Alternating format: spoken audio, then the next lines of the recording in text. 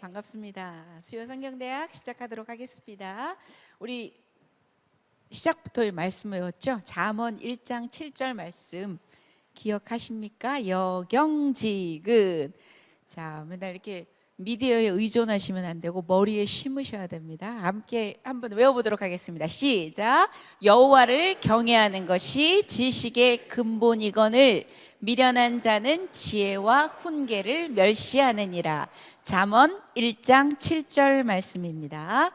두 번째는 이 백성은 이사야 말씀입니다. 4, 3, 2, 1 시작. 이 백성은 내가 나를 위하여 지었나니 나를 찬송하게 하려 함이니라.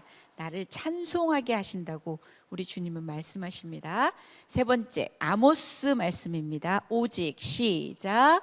오직 정의를 물같이 공의를 마르지 않는 강같이 흐르게 할지어다. 아모스 5장 24절 말씀입니다. 하나라도 여러분들이 취하셔서 여러분들의 말씀으로 만드세요. 그래서 암송은 참 중요해요. 왜냐하면 우리가 위급한 순간이거나 이럴 때 말씀이 딱딱 떠오르잖아요. 그죠? 그러면 우리가 그것을 가지고 기도할 수 있고, 그죠? 그래서 암송을 습관화하면 참 좋을 것 같습니다. 자, 우리가 지난 시간에 분열 왕국 시대를 공부를 했어요. 그죠? 3주 차에 걸쳐서 공부를 했는데, 자, 요거 한번 보세요. 자, 931년에는 어떤 일이 일어났습니까? 왕국이 분열됩니다. 어떻게 분열이 됐죠? 북이스라엘과 남유다로 분열이 됩니다. 자, 722년 7위하자. 누가 7위를 당합니까? 북이스라엘이 어떤 나라에 의해서 당합니까? 아수르. 머릿속에 외워두셔요. 세 번째는 이제 586년입니다. 이때는 어떤 일이 일어나죠? 성전이 파괴되고 유다가 멸망합니다. 어느 나라에 의해서 진행이 될까요? 바벨론입니다. 요 도표 잘 머릿속에다가 기억해 놓으시고 밑에 성경은 저렇게 흐른다는 거를 여러분들이 자꾸 보면은 아마 눈에 들어올 겁니다. 자, 오늘 지난 시간까지 우리가 이시방을 한번 외워봤습니다. 혹시 이시방을 다 외우신 분 한번 손들어 보실까요? 저만 혼자 외우고 있을까요? 그렇게 외치는데도 저만 혼자 외우면 정말 슬퍼요.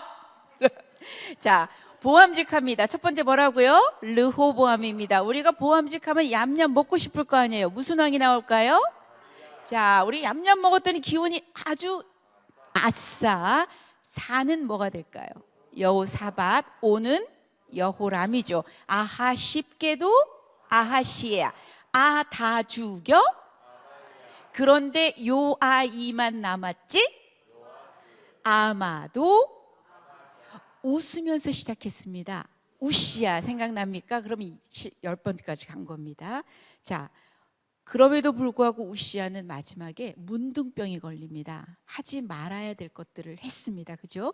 그래서 이 요담은 없습니다. 하나님 섬기는데. 그래서 무슨 왕이라고요? 요담입니다. 그 다음은 아케스. 하나님이 보시면 희죽 웃으실 거예요. 히스기야. 그런데 그 다음에 무지하게 악한 왕이 나오죠? 므낫세는 요 견과류 좋아해요. 또 다시 선한 왕이 등장을 합니다. 누구일까요? 요시야. 이번에는 여호와 앞에 아케스, 여호아하스입니다. 뒤에는 여러분들이 긴 시드기야. 이렇게 여호야김, 여호야긴, 시드기야. 쉽게 긴 시드기야. 이렇게 빨간 글씨를 해놓은 이유는 오늘 포로 시대랑 연관이 됩니다.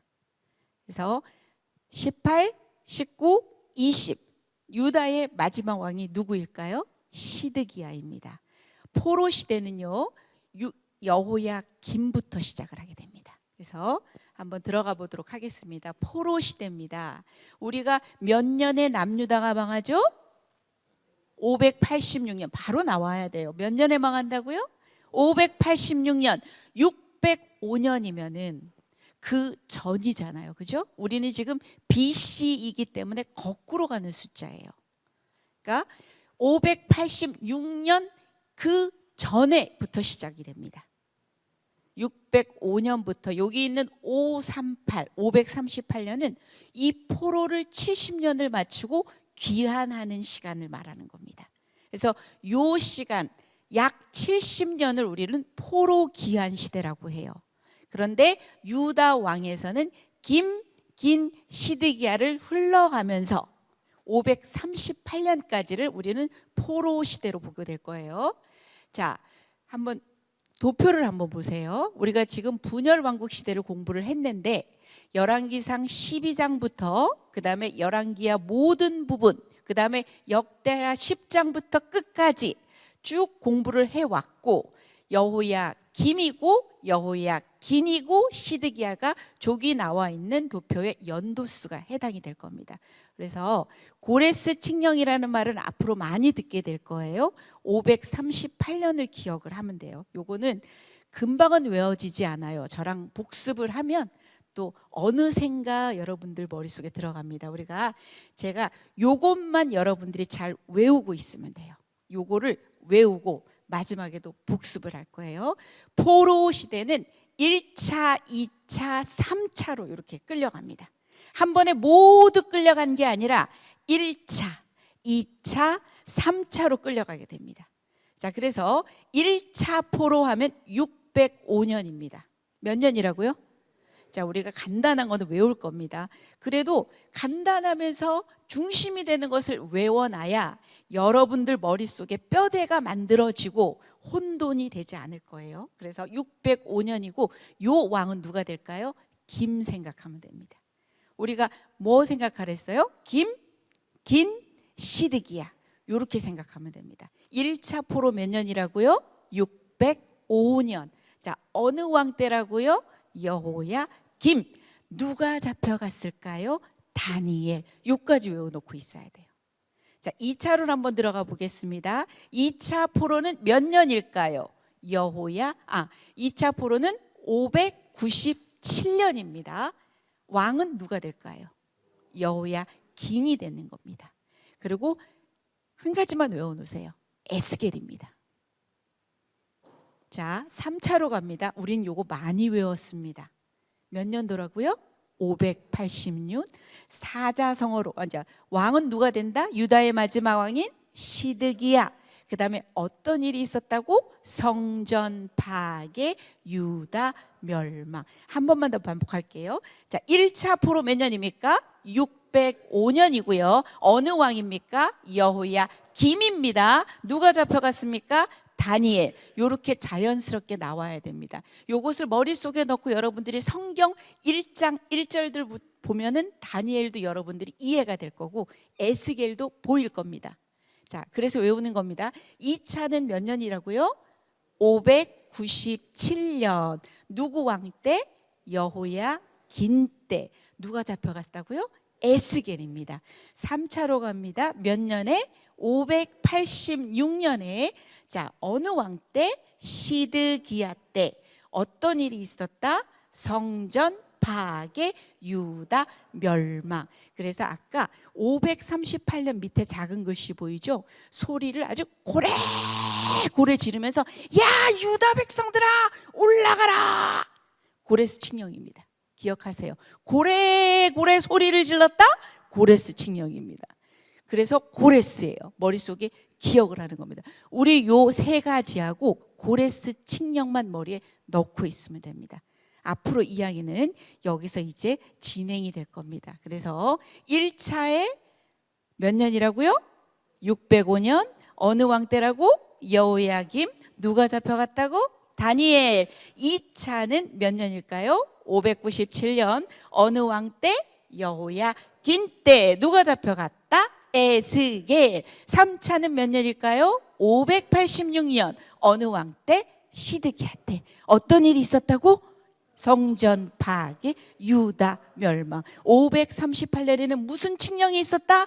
고레스 칙령이 있었습니다. 요거 잘 기억하고 계시면 됩니다. 1차 때 누가 잡혀갔대요?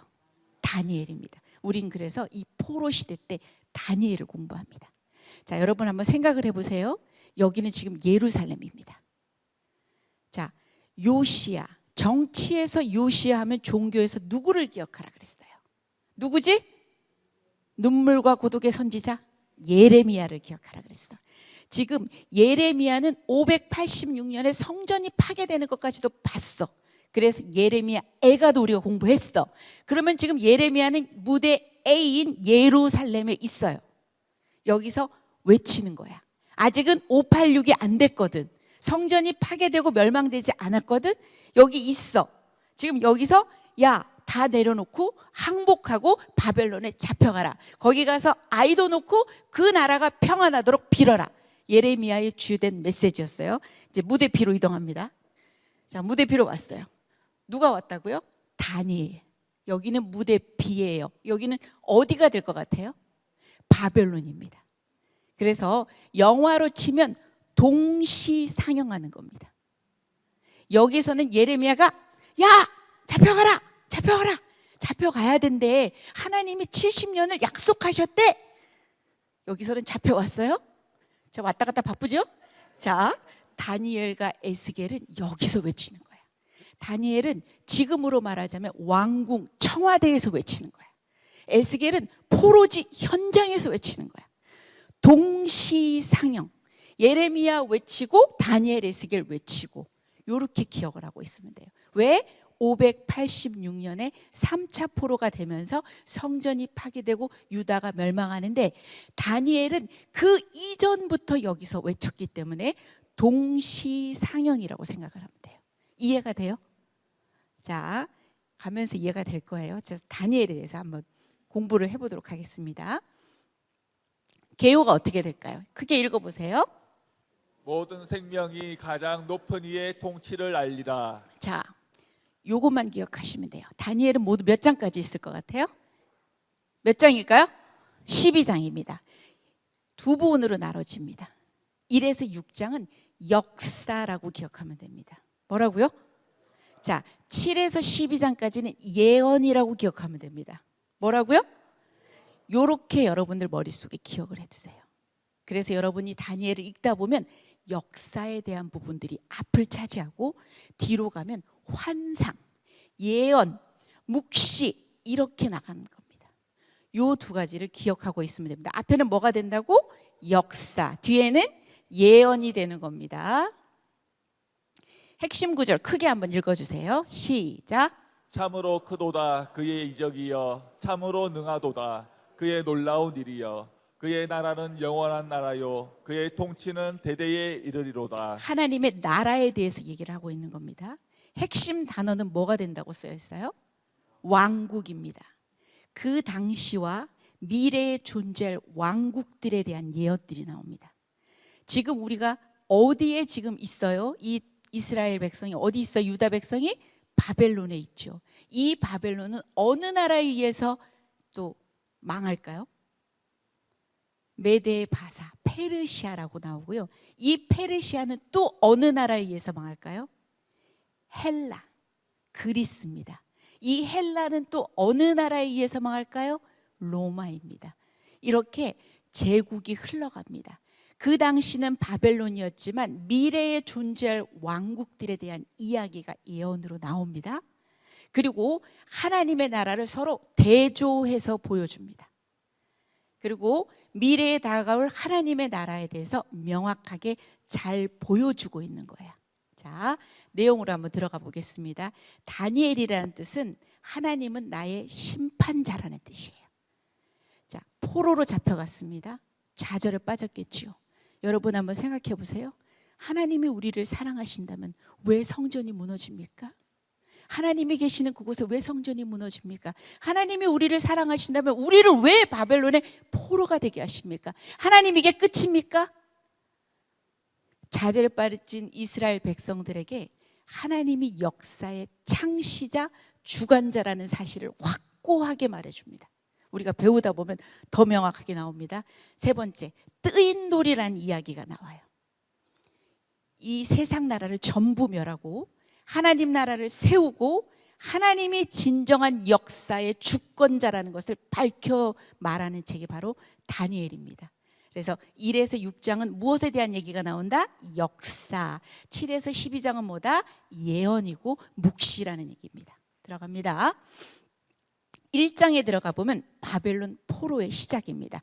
자, 1차 포로 몇 년입니까? 605년. 자, 어느 왕입니까? 여호야김 때 누가 잡혀갔습니까? 자, 저렇게 나옵니다. 여호야김 시대에 바벨론 왕 최연소 4살짜리 왕입니다. 갓 4살 된 왕이 옵니다. 바벨론 왕 느부갓네살이 예루살렘을 침공합니다. 그게 바로 몇 년이었다고? 605년. 요것이 바로 1차 포로야. 그래서 우리가 머릿속에 외우는 거야. 1차 포로 몇 년이다? 605년. 어느 왕 시대다? 여호야김. 누가 잡혀갔다? 다니엘. 이렇게 이야기가 전개가 됩니다. 자, 1절에 보세요. 여호야김이 눈에 띕니다. 어느 왕이라고? 바벨론의 느부갓네살 된 왕입니다. 자, 그런데 느부갓네살이 예루살렘을 먹은 것 같지만 성경에서는 기록합니다. 2절에 누가? 주께서 어떻게 하셨는데? 넘기신 거야. 하나님이 역사의 주관자고 창시자라는 것을 계속 이야기를 합니다. 그곳 바벨론에서 좌절에 빠진 이스라엘 백성들에게 그곳에서도 하나님께서 내가 역사의 주관자다. 내가 역사의 창시자다. 앞으로 다가올 모든 나라들, 나중에 보면 그 나라를 하나님의 나라가 전부 다 무너뜨리는 게 나올 겁니다. 자, 이번에 젊은이들을 뽑아서 교육을 시킵니다. 그래서 갈대 사람의 학문과 언어를 가르치게 해서 누가 배우게 됩니까? 다니엘과 바로 이 세 친구들이 주인공으로 나오게 되는 거죠. 자, 뜻을 정합니다. 음식이 아닌 신앙의 문제입니다. 그죠? 음식과 포도주, 왕의 음식과 포도주 노란색이 나오죠. 3년을 잘 길러서 왕 앞에 서게 만들려고 합니다. 그런데 8절에는 뭐라고 나오죠? 여러분들이 한번 읽어보십시오. 시작. 다니엘은 뜻을 정하여 왕의 음식과 그가 마시는 포도주로 자기를 더럽히지 아니하리라 하고 자기를 더럽히지 아니하도록 환관장에게 고하니. 이렇게 합니다. 그래서 믿음의 결단을 하고 하나님께서도 환관장에게 은혜를 입게 하십니다. 자, 보십시오. 자, 고기도 보일 거고 포도주도 보입니다. 신앙의 문제였습니다. 이거는 우상 숭배한 음식일 수도 있다는 겁니다. 그죠? 그래서 다니엘과 친구들은 거부를 했던 사건들이 여러분이 너무나 잘 알고 12절에 보니까 열흘 동안만 우리를 한번 시험해 보십시오. 우리에게 채식과 물만 한번 마시게 한번 해보십시오. 그러고 나서 그 왕의 음식을 먹은 그 소년들하고 우리를 비교 한번 해보십시오. 15절 나오죠? 열흘 후에는 어떻게 변했다고 나와요? 얼굴이 더욱 아름답고 살이 더욱 윤택하여 왕의 음식을 먹는 다른 소년들보다 어땠다? 더 좋아 보였다고 나옵니다. 창씨계명 들어갑니다. 우리나라가 일본에 의해서 식민지를 받고 있을 때도 창씨계명이 분명히 있었습니다. 그죠? 이름을 다 바꿔버립니다. 다니엘은 원래 하나님은 나의 심판자인데 벨드사살이라는 이름으로 바꿉니다. 벨은 나의 보호자다. 그래서 밑에 있는 세 친구들도 전부 다 바벨론식 이름으로 바꿉니다. 자, 이렇게 됐고요. 하나님의 은혜와 지혜가 있어서 17절에 노란색 글씨 보니까 다니엘은 또 모든 환상과 꿈을 깨달아 합니다. 19절에 요런 자들이 없었다고 합니다. 이 다니엘과 세 친구들과 같은 자들이 없고 왕 앞에 서게 하고 그 지혜와 총명이 온 나라 박수와 술객보다 10배나 나은 줄을 아니라, 이렇게 성경은 기록하고 있습니다. 자, 2장에 들어갑니다. 느부갓네살이 꿈을 꿉니다. 4살. 자, 꿈을 꿉니다. 느부갓네살이 꿈을 꿨는데 꿈 내용을 알 수가 없어. 그래서 마음이 아주 번민하여 잠을 이루지 못한다고 성경에 기록합니다. 박사들, 술객들, 점쟁이들 모두 불러 모읍니다. 야, 해석해봐. 못하는 겁니다. 왕이요, 이런 법은 없습니다. 꿈의 내용을 알려주시지도 않고 우리에게 해석을 하라 하시다니요. 야, 너희들 시간 벌려고 그러는 거지? 싹 다 죽여! 이렇게 나오는 겁니다. 다니엘과 세 친구들도 이 대상에 포함이 되는 겁니다. 다니엘의 반응은요, 시간을 요청하고 친구들과 함께 하나님께 기도를 들어갑니다. 밤의 환상 중에 꿈과 그 해석을 계시하는 거예요. 하나님께서 불쌍히 여기셔서 그 해석을 계시를 합니다. 그리고 5번에 갔더니 하나님을 찬양하는 다니엘이 나옵니다. 20절 21절을 같이 크게 읽어주세요. 다니엘이 말하여 이르되 영원부터 영원까지 하나님의 이름을 넘어갔어요? 아 이런. 자, 그렇죠? 여기 아니네요. 자, 민감하네요. 얘가 아주 상당히 민감합니다. 자, 맞나요? 시작. 다니엘이 말하여 이르되 영원부터 영원까지 하나님의 이름을 찬송할 것은 지혜와 능력이 그에게 있음이로다. 그는 때와 계절을 바꾸시며 왕들을 패하시고 왕들을 세우시며 지혜자에게 지혜를 주시고 총명한 자에게 지식을 주시는도다. 이렇게 하나님을 찬양합니다. 다니엘은 여러분들이 많이 알고 있습니다. 그럼에도 불구하고 초신자가 여기 앉아 있다는 그런 마음으로 저는 강의할 겁니다. 자, 다니엘이 꿈을 해석을 합니다. 자, 머리가 순금입니다. 자, 요것도 그림도 나올 거예요. 가슴과 두 팔이 은입니다. 자, 배와 넓적다리가 노십니다. 요것은 화려한 세상 나라들을 이야기합니다. 그 중에 종아리가 쇠고 그 발이 얼마가 새와 진흙으로 플러스가 되어 있습니다. 그런데 34절에 손대지 아니한 돌이 나와서 신상의 새와 진흙의 발을 쳐서 부서뜨립니다. 모양도 풍채도 없는 돌멩이와 같은 손대지 아니한 돌. 여러분은 순금이 좋아요? 이 손대지 아니한 돌이 좋아요? 순금이 좋죠. 은이 좋아요? 돌이 좋아요? 은이 좋죠. 노시 좋아요? 돌이 좋아요. 그렇죠? 그런데 이 손대지 아니한 돌이요 전부 와서 부서뜨린다고 나와요. 자, 그림을 한번 보십시오. 하마성경에서 제가 가져온 건데요. 요렇게 금은 바벨론 제국을 얘기하는 거예요. 그 다음에 은은 메데바사 페르시아를 얘기할 겁니다. 앞으로 나올 왕들에 대한, 앞으로 나올 제국에 대한 소개를 하는 겁니다. 이 놋은요 헬라 제국 그리스를 말하는 겁니다. 그 다음에 이 새가 로마야. 그러면서 새와 진흙까지 이렇게 나옵니다. 이렇게 나오고요. 자, 35절에 보니까 우상을 친 돌, 아까 손대지 아니한 돌이 태산을 이루어서 온 세계에 가득했다고 나오죠. 그죠? 다 부서뜨린 거야. 그 그림은 바로 요겁니다. 이렇게 이 손대지 아니한 돌이 여기를 그냥 팍 쳐가지고 그냥 확 넘어지고 다 부서지는 겁니다. 뭐라 그랬어요? 화려한 세상 나라들, 앞으로 다가올 화려한 세상 나라들이 하나님의 나라, 손대지 아니한 그 돌에 의해서 전부 무너지는 겁니다. 영원한 것은 없습니다. 하나님 나라만이 영원하다고 이 다니엘에서는 계속 얘기를 하고 있습니다. 그래서 앞에 잠깐만 가면 이렇게 하늘에 하나님이 한 나라를 세우시겠다. 이것은 영원히 망하지도 않을 것이다. 이 모든 나라를 쳐서 멸망시키고 영원히 설 것이다. 이 포로지 백성, 절망에 빠져 있는 포로지의 백성들에게 위로와 소망을 주는 메시지입니다. 자, 요 그림 지나갔죠? 자, 이제 3장입니다. 자, 2장에서 꿈을 해석했어요. 위에는 금입니다. 금은 무엇을 나타낸다고 했어요? 어느 제국을 나타낸다 그랬죠? 바벨론입니다. 이것을 해석을 해서 다 알려줬는데도 불구하고 이 느부갓네살은 엄청나게 큰 금신상을 세웁니다.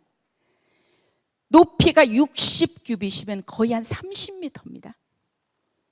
자, 그러고 나서 너비도 한 6규빗이라고 나오는데 왕의 교만이죠. 그것을 알았다면 은도, 금도, 은도, 놋도, 쇠도 전부 다 이 손대지 아니한 돌에 의해서 완전히 무너지는 것을 알았다면 겸손해야 되고 그러지 말아야 되는데 인간은 나약한지라 교만한지라 자신의 바벨탑을 쌓습니다. 금이여 영원하라, 바벨론이여 영원하라 그러면서 그렇게 만들어서 두라 평지에다 둡니다. 두라 평지에 둔다고요. 이해가 잘 안 돼요? 두라 평지가 나와요. 여러분 성경 읽다 보면 두라 평지에 두라 이렇게 나와요. 알겠어요? 거기에 두는 겁니다. 그러면서 이 신상에게 절하지 않으면 맹렬히 타는 풀무불에 던질 것이다. 이 이야기는 너무나 잘할 것이에요. 새 친구의 신앙 고백입니다. 밑에 있는 18절 같이 한번 읽어보겠습니다. 시작. 그렇게 하지 아니하실지라도 왕이여 우리가 왕의 신들을 섬기지도 아니하고 왕이 세우신 금신상에게 절하지도 아니할 줄을 아옵소서. 여기 세 친구들의 신앙 고백입니다. 자, 보십시오. 그림 보십시오. 엄청나게 큰 금신상이죠. 이 왕에게는 바벨론 제국이 영원한 줄 아는 거야. 분명히 바벨론 다음에는 메데바사가 오고 헬라가 오고 로마가 오고 앞으로 어떤 나라가 진행될지 모르는데 이렇게 자신들이 영원하라 하면서 저렇게 금신상을 크게 세우고 모든 사람들에게 엎드려 절하라고 얘기를 하는 거죠. 자, 풀무불 속에서 기적이 일어납니다. 자, 불을 7배나 더 뜨겁게 하라. 친구들을 던집니다. 이 친구들을 끌고 간 군사들이 다 죽습니다. 그 정도로 뜨겁습니다. 왕이 또 말합니다. 왕은 그런데 보니까요, 그 안에 몇 명이 있어야 돼요. 원래 그러면 3명이 있어야 되잖아. 근데 성경에서는 뭐라고 나와요? 4사람이 있었다고 나와요. 상하지도 않았다고 나오고, 넷째 모양은 신들의 아들과 같다라고도 나오고, 느부갓네살이 고백을 합니다. 이렇게 하나님을 찬송할지로다. 그래서 세 친구들은요, 바벨론 지방의 높은 지위에 임명이 됩니다. 자, 그래서 그리 아니하실지라도, 우리가 이 찬양 다 아시죠? 그리 아니하실지라도 우리의 태도는 어때야 된다고요? 감사해요. 왜요? 주님 뜻을 믿기 때문이죠. 그리 아니하실지라도 사랑해요. 어떠신 분이에요? 합력해서 선을 이루어요. 언제나 나를 향한 신실한 사랑, 우리를 향한 그 크신 사랑, 우리가 함께 높이며 주를 찬양해. 할렐루야, 하나님께 영광. 그래서 우리는 그리 아니하실지라도 감사할 수 있어요. 어렵지만 그리 아니하실지라도 사랑할 수 있어요. 오늘 배우는 욥기도 마찬가지예요. 그리 아니하실지라도 내 모든 원인이 하나님 자신임을 깨달은 욥이 귀로만 듣던 하나님을 눈으로 보게 되는 겁니다. 이 사람들이 이전에 포로로 잡혀오기 전에는 성전만 찾았습니다. 왜 우리를 포로로 만드셔서 우리 이제 끝난 거냐고 하지만 성전 아닌 하나님께 이들이 눈을 돌릴 수 있는 겁니다. 건물이 성전이 하나님 건물이 아니라 그분 하나님이 임재하시는 그곳에 하나님의 나라가 임하는 것이고, 우리 함께 있는 이 교회에 하나님의 나라가 임하는 것이고, 그죠? 그래서 오늘 그 아마 말씀들은 제가 생각해도 정말 이 까닭 없이 하나님을 사랑할 수 있느냐에 대한 많은 주제들이 나올 거예요. 그래서 네 번째는 이제 내 4장에서는 느부갓네살이 두 번째 꿈을 꿉니다. 자, 큰 나무가 자라서 하늘에 닿습니다. 온 세상이 그 그늘 아래에서 쉽니다. 하늘에서 순찰자가 내려와서 그 나무를 베고 뿌리만 남기라. 그 사람의 마음이 짐승의 마음으로 바뀌고 7대를 지나야 한다고 선언을 합니다. 다니엘이 해석합니다. 다니엘도 놀랍니다. 마음으로 번민합니다. 왜? 이 이야기가 느부갓네살에게 해당되는 이야기이기 때문에 그렇습니다. 왕은 높아졌으나 하나님의 심판으로 짐승처럼 살게 될 거다. 그러나 다시 왕은 왕위를 회복할 것이다. 회개하고 가난한 자를 긍휼히 여기라고 권면을 했는데 1번에 보십시오. 이 느부갓네살 왕이 뭐라고 말합니까? 이 큰 바벨론은 내가 능력과 권세로 건설하였다. 이럴 때 바로 밑에 나라의 왕위가 내게서 떠났다. 그래서 정신을 잃고 짐승처럼 살면서 풀을 먹고 이슬에 젖는 그런 이야기들이 나오고요. 기간이 지납니다. 이성을 되찾고 하나님을 찬양하고, 요렇게 34절 읽어보십시오. 시작. 내가 지극히 높으신 이에게 감사하며 영생하시는 이를 찬양하고 경배하였나니 그 권세는 영원한 권세요 그 나라는 대대에 이르리로다. 그러고 나서 왕권을 회복하고 하나님을 높이고 교만을 경고로 마무리합니다. 교만한 자 그가 능히 낮추심이라. 자, 다음 이야기는 바벨론 최후의 날입니다. 손가락으로 글씨 쓰는 거 여러분 아시죠? 손가락 글씨 그겁니다. 벨사살 왕이 잔치를 베풉니다. 이 잔치에 예루살렘 성전에서 가져온 금, 은, 그릇으로 술잔을 사용하고 우상을 찬양하는 거예요. 하나님을 조롱하고 모독하는 행위죠. 손가락으로 쓰인 글씨가 나타납니다. 엄청나게 놀랬겠죠. 모든 박사들을 불러서 해석하게 하나 여전히 아무도 모릅니다. 자, 이렇게. 자, 손가락이 지금 나타나서 글씨를 쓰고 있죠. 그죠? 엄청 놀랍니다. 해석을 합니다. 메네메네 데겔 우바르신. 너를 저울에다 이렇게 달아봤더니 네가 함량 미달이야. 왕의 나라가 메대와 바사에게 나누어졌다. 그 심판이 바로 성취가 됩니다. 그 밤에 벨사살 왕은 죽고 메대의 다리오 왕이 바벨론을 얻게 됩니다. 자, 6장입니다. 사자굴 속의 다니엘입니다. 페르시아 역사를 흘러서 이제는 페르시아도 왔습니다. 바벨론 다음에 어떤 나라가 온다고요? 페르시아. 페르시아의 다리오 왕 때입니다. 고관이 120명이고 총리 셋이 있는데 그 중에 하나인 다니엘입니다. 다니엘은 마음이 민첩하고 총리들과 고관들 위해서 아주 뛰어납니다. 왕이 글을 세워서 전국을 다스리게 한지라 얼마나 질투가 많았겠습니까? 2번 보십시오. 다니엘을 고발할 근거들을 찾는 거야.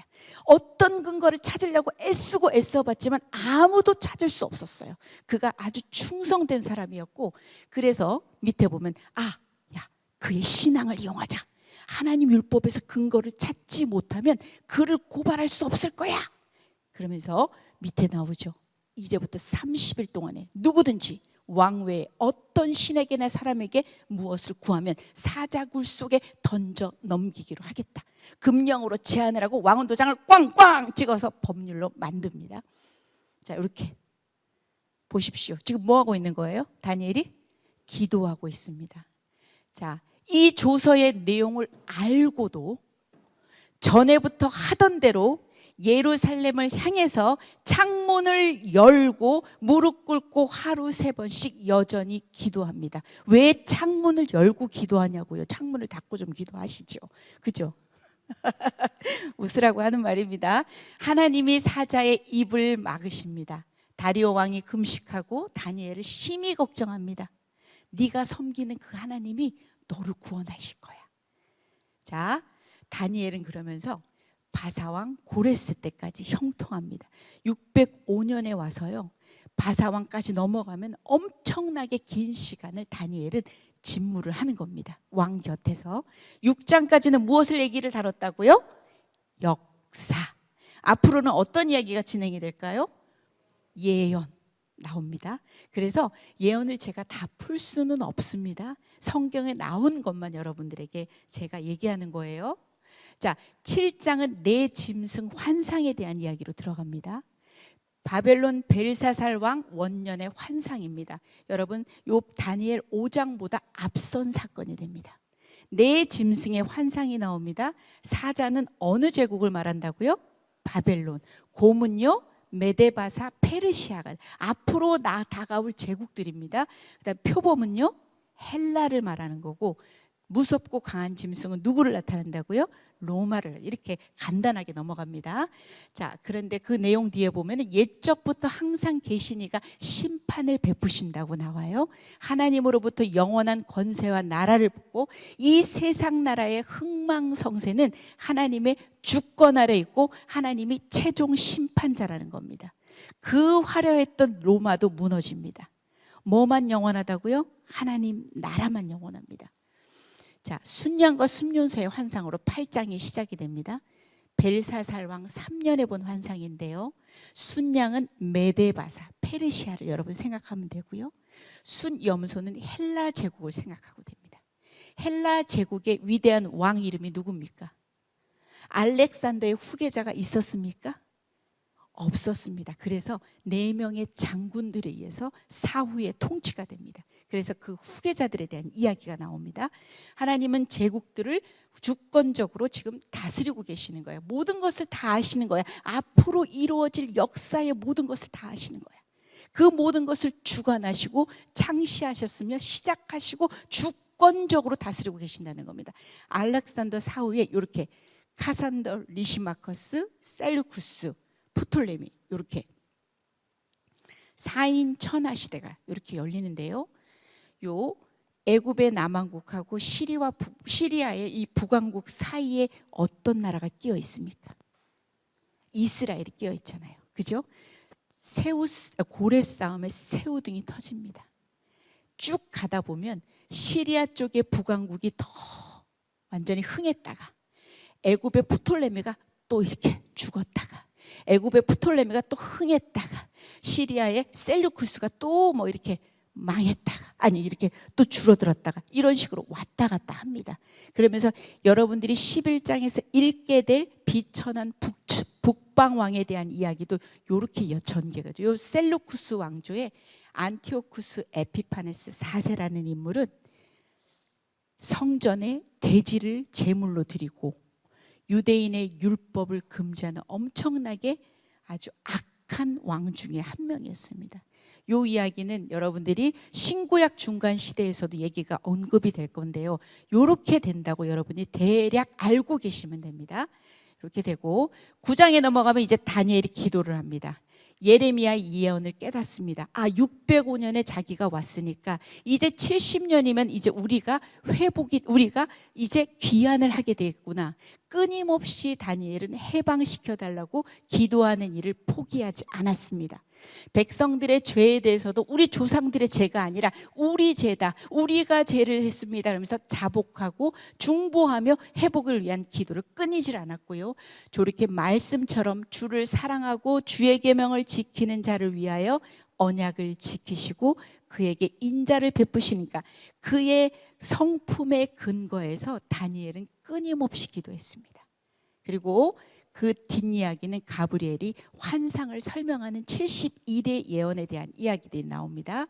쭉 가면요 10장에서 이제 바사왕 고레스 제3년의 영적 전쟁과 응답의 지연에 대한 이야기들이 나옵니다. 그러니까 여러분들이 이 환상과 묵시는 좀 어렵습니다. 대략 이런 내용들이 진행이 된다고 보시면 돼요. 그죠? 여기저기에서도 뭐 많이 풀어놓은 이야기들이 있지만 제가 그거는 뭐 이렇게 감수하거나 그런 것들이 아니기 때문에 저는 제 의견을 얘기하진 않고요. 11장에 가면 제가 아까 얘기했죠. 안티오쿠스 에피파네스 4세에 초점을 맞춰서 이 400년의 역사에 대한 예고가 흘러갑니다. 그리고 남방왕 아까 얘기했죠. 프톨레미, 북방왕 셀루쿠스 서로 간의 갈등 그 속에 있는 이야기들이 나오고요. 12장이 마지막 장인데 마지막 때에 대해서 다룹니다. 그러면서 다니엘아 때가 되면 부활할 것이고 상급이 있고 그다음에 심판이 있을 것이며 이런 이야기들이 나옵니다. 그러니까 이 다니엘은 여러분들이 어떻게 보시면 되냐면 역사의 주관자는 하나님이시다고 보면 됩니다. 권불 10년입니다. 권력도 10년을 못 넘기지만 물론 이 나라들은 10년 이상은 갔죠. 그 금과 같던 바벨론도 은과 같던 페르시아도 그다음에 녹과 같던 헬라도 그다음에 새와 같던 로마도 전부 다 손대지 않는 그 뜨인 돌에 의해서 완전히 다 무너집니다. 영원한 하나님의 나라만이 영원하다는 겁니다. 그래서 하나님께서는 우리는 알지 못하지만 앞으로 일어날 모든 일에 대해서 모든 역사에 대해서 주권자가 되신다고 여러분들이 알고 계시면 되는 겁니다. 그래서 앞에는 역사를 다루었고 뒤에는 예언 부분을 다뤘다. 여러분들이 아마 이 예언 부분도 자꾸 읽어보시면서 가게 되면 아마 성령께서 깨달음을 주실 겁니다. 그러니까 많은 이야기들이 숨어 있지만 이렇게 진행이 돼서 여러분들이 성경을 읽어내시면 될 것 같아요. 그래서 다니엘은 이렇게 그래서 12장 3절에 이런 말씀이 나와요. 같이 한번 읽어주세요. 지혜 있는 자는 궁창의 빛과 같이 빛날 것이요 많은 사람을 옳은 대로 돌아오게 한 자는 별과 같이 영원토록 빛나리라. 그렇죠. 많은 사람을 옳은 대로 인도한 자는 돌아오게 한 자는 별과 같이 영원토록 빛나는 상급을 주신다는 이야기들도 나와요. 다니엘이 끝까지 그 말을 간수하고 봉하라고 얘기도 나오고 하죠. 여러분들이 읽다 보면 아마 그런 내용들을 보게 될 겁니다. 이제 에스겔로 갈 겁니다. 에스겔 몇 장까지 있어요? 에스겔이 몇 장까지 있죠? 자 나와야죠. 몇 장입니까? 에스겔 48장까지 있습니다. 엄청 길죠. 에스겔 쉬워요, 어려워요? 어려워요. 예레미야도 어려웠어요, 안 어려웠어요? 어려웠어요. 예레미야는 몇 장까지 있는데요? 52장. 그죠? 에스겔도 48장. 왜 어려워요? 환상도 나와요. 묵시고 환상이기 때문에 어려워요. 그런데 잘 생각해 보세요. 모든 선지서의 주제는 뭐가 된다 그랬어요? 심판과 회복에 대한 메시지예요. 맞죠? 그죠? 사랑의 하나님께서는 회복시킵니다. 그렇지만 공의 하나님께서는 어떻게 하신다? 심판하신다는 메시지가 주로 되는 거예요. 에스겔도 마찬가지예요. 모든 긴 이런 선지서들도 주제가 동일합니다. 에스겔로 들어갑니다. 자, 한번 에스겔은요, 그들이 내가 여호와임을 알리라. 요 말이 계속 나와요. 너희들은 내가 여호와인 줄 모른다. 그들이 내가 여호와임을 알리라. 1에서 3장까지가 이렇게 첫 환상이 나와요. 그 다음에 에스겔을 부르십니다. 24장까지는 예루살렘의 심판에 대한 이야기가 나와요. 그리고 25에서 39장까지가 열방들에 대한 심판이 나와요. 왜냐하면 이 이스라엘을 괴롭혔던, 상처 줬던, 힘들게 했던 열방들도 심판을 받습니다. 심판만 나오는 게 아닙니다. 심판 후에 오는 회복. 37장에서는 어떤 이야기 나올 것 같아요? 37장 혹시 기억 안 나요? 마른 뼈 환상이 거기서 나오는 겁니다. 회복에 대한 메시지들이 나올 거예요. 그 다음에 마지막에는 최후의 성전과 예배 그리고 도성의 회복에 대한 이야기가 나올 거예요. 이렇게 긴 48장이지만 심판, 회복에 대한 이야기들이 줄을 이룰 거예요. 한번 이야기 한번 들어가 볼게요. 자, 핵심 구절 크게 한번 읽어볼까요? 시작. 이같이 내가 여러 나라의 눈에 내 위대함과 내 거룩함을 나타내어 나를 알게 하리니 내가 여호와인 줄을 그들이 알리라. 70번 정도가 반복이 됩니다. 너희들은 진짜 내가 누군지 몰라. 너희들 내가 여호와인 줄 그들이 알리라. 이야기가 나올 겁니다. 환상이 핵심 단어입니다. 그래서 어렵습니다. 하나님이 주신 세 가지 큰 환상을 중심으로 쓰여진 책입니다.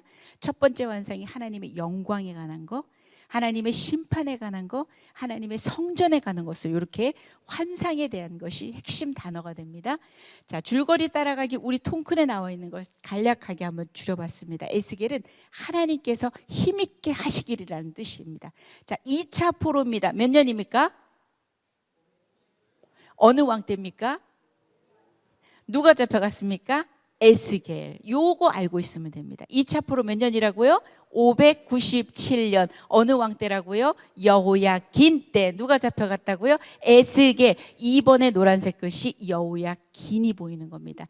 사로잡힌 지 5년 후에 이 에스겔이 선지자로 부름을 받습니다.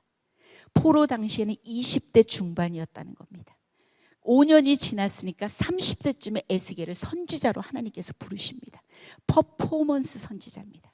1인칭으로 기록합니다. 나 에스겔에게 내게 이르시되, 그 다음에 반역적이고 듣지 않는 나라들을 향해서 선포해야 했던 에스겔 선지자였습니다.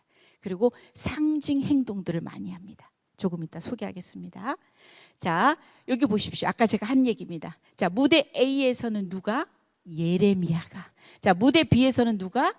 에스겔과 다니엘이 동시 외치는 겁니다.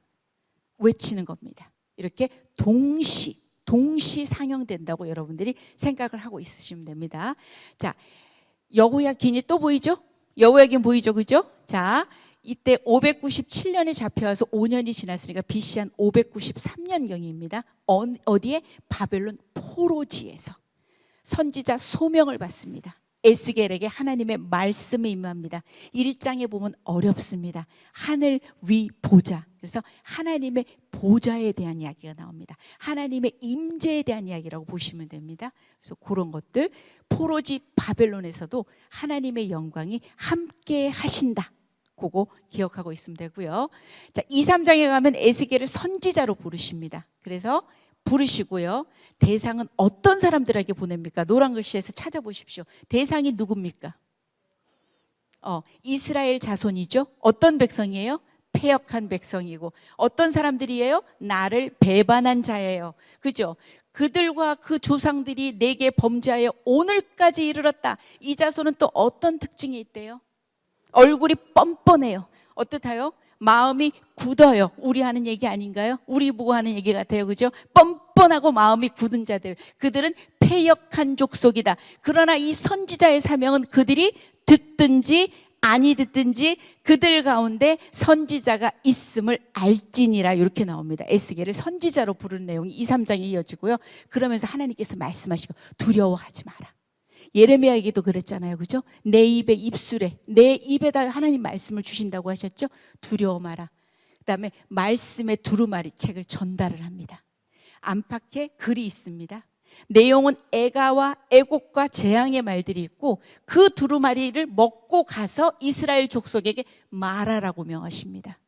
그랬더니 이 에스겔이 내가 먹으니까 그것이 내 입에서 달기가 꿀 같더라. 자, 여러분 중에 말씀이 꿀같이 달아요. 한번 손 들어보세요. 지금 내게 요즘 이 말씀은 나에게 꿀같이 달아요. 있어요? 손 들어보세요. 없어요? 우리 통큰통독인데? 꿀같이 달기를 여러분에게 축복합니다. 그죠, 맞아. 이 말씀이, 이 에스겔이 이 말씀을 먹고, 그죠? 이 꿀같이 단 말씀, 그 말씀이 생명이 되는 거잖아요, 그죠? 자, 갑니다. 그리고 이스라엘 족속 이마가 굳고 마음이 굳었대요. 내 말을 어떻게 해도 듣지 않는다. 진짜 안 듣는다. 그런데 두려워하지 마. 나는 네 이마를 그 화석보다도 굳은 금강석 같이 다이아몬드입니다. 하였으니까 두려워하지 말고 무서워하지 마라. 그러므로 네가 파수꾼의 역할을 잘 해줬으면 좋겠다. 말씀을 전하는 책임이 선지자 너에게 있다. 네가 만약에 말씀을 전하지 않지, 그러면 너에게 핏값이 돌아간다. 그런데 네가 전했어? 그런데 그 사람들이 반응을 안 해? 그 반응은 각자의 몫이야. 너에겐 잘못이 없어. 그러면서 파수꾼 에스겔에게 이런 말씀을, 파수꾼으로 에스겔을 이렇게 세우는 말씀들이 있습니다. 그러고 나서는 집에 가서 문을 닫고 무리가 네 위에 줄을 놓아서 동여매고 네 혀를 입천장에 붙게 하여서 네가 말 못하는 자가 될 것이다. 하나님이 말하게 할 때만 말하게 하신다는 그런 의미겠죠. 이렇게 1장에 이렇게 이야기가 소개가 됩니다. 2, 3장에. 이제 보십시오. 그림을 보세요. 이 사람 뭐 하고 있어요? 뭐 하고 있어요?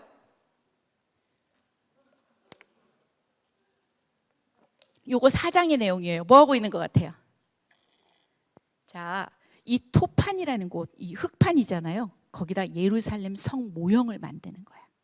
그리고 430일을 누우면서 성을 주시하면서 지내는 거야. 에스겔이 무슨 선지자라고 했어요? 퍼포먼스, 행동 선지자, 상징 행동 선지자입니다. 자, 이 이야기를 한번 보겠습니다. 4장입니다. 상징적 행동을 통해서 예루살렘에 심판을 내리는 이야기입니다. 예루살렘을 토판에다 이렇게 모형을 그리고 그것을 에워싸는 겁니다. 이것은 곧 예루살렘이 앞으로 포위가 될 것이다. 바벨론에게 공격당할 것이라는 겁니다. 하나님의 심판에 대한 내용입니다. 그러고 나서는 왼쪽으로 이렇게 360일 누워 있는 거예요. 390일이죠? 그 다음에 이제 오른쪽으로 40일 동안 이렇게 누워 있는 거예요. 더하면 며칠이에요? 430일. 하루를 1년으로 삼으면 몇 년입니까? 430년. 요건 뭐냐면 이스라엘의 죄. 왼쪽으로 390일 이렇게 눕는 거는 이스라엘의 죄를 얘기하는 겁니다. 390년. 자, 오른쪽으로 40일 눕는 건 뭐다? 40년 유다의 죄를 담당하는 겁니다. 그래서 그 다음 이야기가 나오는데 기근을 상징하는 이야기들이 나와요. 정해진 밀과 보리와 콩으로 곡물로 이렇게 떡을 만들으라고 해요. 떡이 20세겔이면 약 몇 그램이에요? 자, 나 230g 먹고 하루를 살 수 있어요. 손 들어보세요. 자, 나 230g이면 하루가 좋게요. 저는 이슬만 먹거든요. 230g으로 먹고 힘이 날까요? 자, 물 보세요. 물은 약 몇 리터래요? 3다수가 500ml가 이 정도인데 600ml로 하루를 보내라고 나온 거예요. 이거는 무엇을 얘기하냐면은 심한 기근이 온다. 예루살렘에 심판받을 내용들을 하는 겁니다.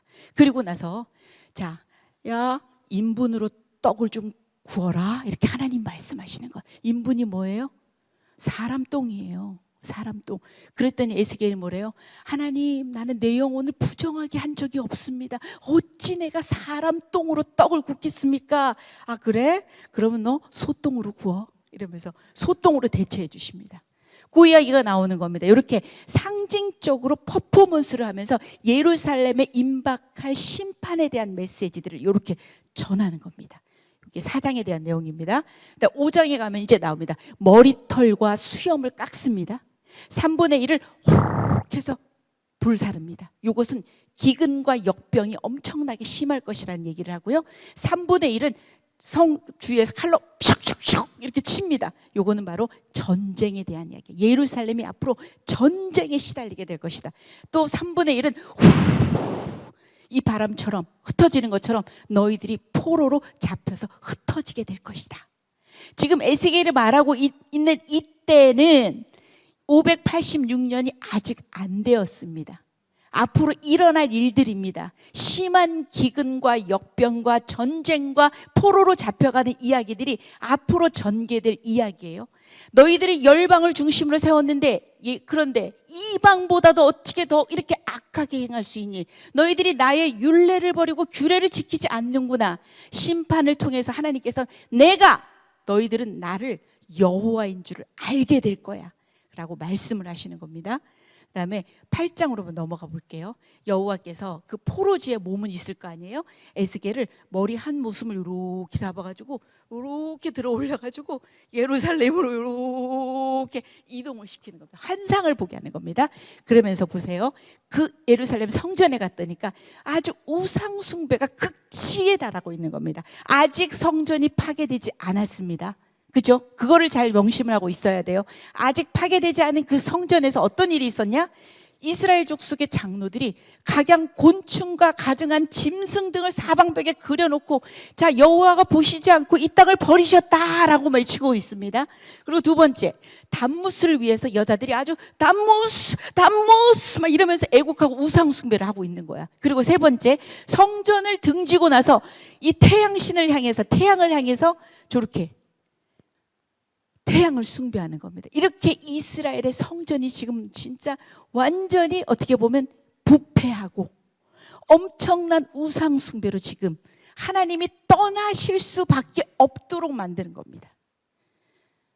자, 그림을 한번 보세요. 질투의 우상이 있고 이 장로들은 우상을 숭배하고 있고 이 여자들은 담무스 우상 숭배를 하면서 애곡을 하고 있고 성전을 등지고 나서 태양을 숭배하고 있는 이스라엘의 모습들을 얘기하는 거예요. 9장에 예루살렘을 향한 분노를 쏟으십니다. 그런데 이 표를 받은 자는 심판에서 제외가 되는 겁니다. 탄식하며 우는 자의 이마에는 표를 이렇게 그리라고 서기관의 먹그릇 찬 사람에 대한 이야기가 나올 거예요. 그리고 나머지는 심판해라. 칼이고 전염병이고 기근 등 무차별적으로 집행을 해라. 10장 11장으로 넘어가면 여호와의 영광이 성전을 떠나십니다. 그럼에도 불구하고 11장에는 이 심판과 새 마음 약속, 항상 그랬죠. 선지서에는 심판이 있으면 무엇이 있다? 회복에 대한 메시지입니다. 한 마음을 주겠다. 새 영을 주겠다. 그 돌과 같은 그 마음을 제거하고 살처럼 부드러운 마음을 주겠다. 내 율례를 따르고 내 규례를 지켜 행하게 하리니 그들은 내 백성이 되고 나는 그들의 하나님이 되리라. 이 이야기는요, 창세기부터 하나님의 소원이에요. 나는 너희의 하나님이 되고 너는 내 백성이 되리라. 계시록 끝까지 연결이 됩니다. 이렇게 원하시는데도 우리들은 그걸 참 몰라요. 그죠? 우리가 진짜 하나님이 어떤 분인지를 잘 알지 못하는 거야. 그래서 에스겔에서도 동일하게 너희가 나를 참 잘 모르는구나. 너희가 내가 여호와인 줄을 알게 되리라 하면서 끊임없이 70번 이상으로 말씀하고 계신 겁니다. 12장에 또 상징의 이가 나옵니다. 포로짐을 꾸려서 도망가는 모습을 통해서 앞으로 유다 왕과 백성이 포로되는 것을 예고를 하고요. 떨면서 먹고 근심하면서 물을 마시는 것은 앞으로 황폐해질 예루살렘에 대한 모습들을 얘기를 하는 거고요. 이런 속담들이 있대요. 이 하나님의 말씀이 이제는 더 이상 지체가 되지 않겠다는 겁니다. 이제 심판이 임하겠다는 얘기죠. 자, 에스겔에는 이런 많은 비유들이 나옵니다. 요거는 여러분들 책에 기록된 건데 몇 개만 한번 살펴볼게요. 포도나무가 쓸모가 없어진 거야. 땔감으로밖에 할 수가 없는 거야. 그 다음에 독수리와 백향목에 대한 이야기도 나오죠. 시드기야 왕의 어리석음을 묘사한 거. 그래서 느부갓네살 왕이 예루살렘을 파괴하는 결과를 낳는 거. 이런 것들이 비유로 나옵니다. 그 다음에 용광로도 나오고 솥, 그 다음에 무책임한 목자들, 이런 것들이 비유로 나오는데 요거는 여러분들 책에 기록이 되어 있으니까 읽으실 때 옆에다 두시고 요것을 도움을 받으시면 될 것 같아요. 자, 25에서 32장까지는 열방에 대한 심판을 선언합니다.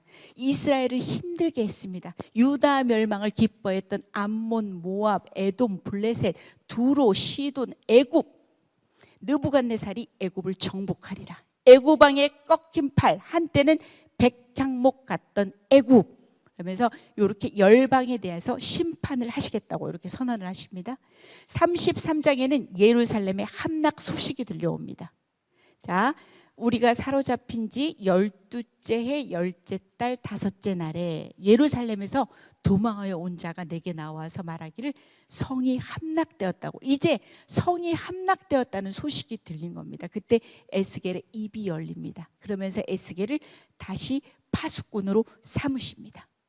자, 34장에 가게 되면 자기만 먹는 이스라엘 목자들에 대한 얘기가 나옵니다. 이 이스라엘 목자들의 무책임을 고발을 합니다.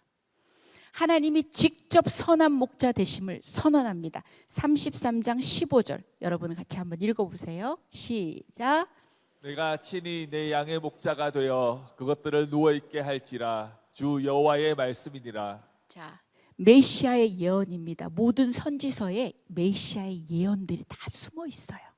그래서 내가 한 목자를 그들이 위해 세워 먹이게 하겠다. 내 종 다윗이다.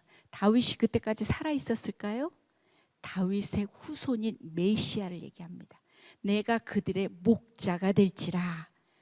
그리고 36장으로 넘어가면 36장에 이제 새 영이 나옵니다. 여러분, 말랑말랑한 그 떡을 냉동실에 넣으면 어떻게 됩니까? 아주 딱딱해지죠, 그죠? 자, 보세요. 우리 안에는 진짜 이 굳은 마음이, 여러분도 인정해요? 정말 이 굳은 마음 인정합니까? 어찌해서는 풀어지지 않는 이 굳은 마음을 인정합니까? 이 굳은 마음을 제거하고 부드러운 마음을 줄 것이 뭐라는 거예요? 새 영을 너희 속에 두고 새 마음을 너희에게 준다는 것이 나와요. 그 다음에 내 영을 너희 속에 두어서 너희로 내 율례를 행하게 하리라. 너희가 내 규례를 지켜 행할 것이다. 내가 너희 조상들에게 준 땅에서 너희가 거주하면서 내 백성이 되고 나는 너희 하나님이 됨이라. 이 이야기는 끊임없이 나옵니다. 난 진짜 너의 하나님이 되고 싶어. 너는 나의 백성이 되면 안 되겠니? 계속 이야기입니다. 이 이야기는 예수님으로 인해서 성취될 새 언약에 대한 이야기입니다. 이 새 영, 이 새 마음이 들어오면 우리 안에서 굳은 마음이 제거가 됩니다. 그리고 부드러운 마음이 됩니다. 그리고 옛 언약이 돌판 위에 쓰여진 것이라면 이 새 언약은 우리의 마음속에 쓰여집니다. 그리고 사랑에 기초합니다. 뭐를 해야 해라 하지 마라가 아니라 주님이 그 사랑에 너무 감격이 되어서 사랑하기 때문에 우리가 자발적으로 모든 것들을 할 수 있는 힘이 생기는 겁니다. 그죠?